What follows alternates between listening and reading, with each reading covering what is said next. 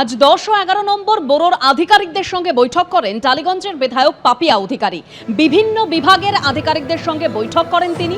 মূলত কোন ক্ষেত্রে কি সমস্যা রয়েছে তা জানতেই আধিকারিকদের সঙ্গে এই বৈঠক।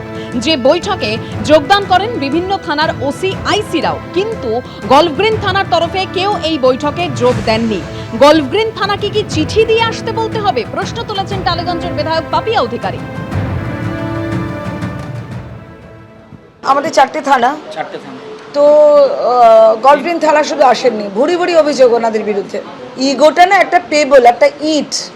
আমরা চলতে চলতে যেমন ইট সরিয়ে দিই হাত দিয়ে বা পা দিয়ে, সবাইকে বলছি সরকারি আধিকারিকরা, আপনারা ইগো বলে যে জিনিসটা, যে পাথরটা, সেটা হাত দিয়ে সরিয়ে দেবেন বা পা দিয়ে সরিয়ে দেবেন। একটা ফোন করলেও আসবেন please. Please be proactive all of you, এবং কাজটা ভালো করে করুন। নিজেরা নিজেদের দায়িত্বে করুন, এর তার সাথে কথা বলে দরকার নেই, কারণ এটা তো আপনি সব থেকে বড় যোদ্ধা এই যুদ্ধটা লড়াইয়ের জন্য।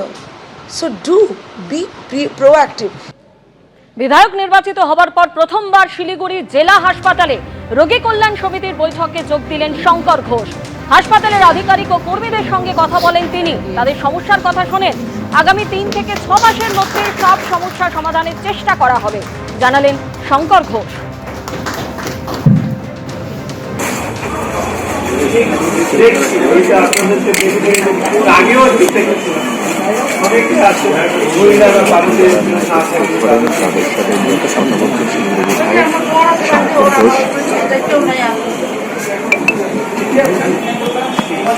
কোনো অসুবিধা হলে সুপার সাহেব আছে, বলবেন।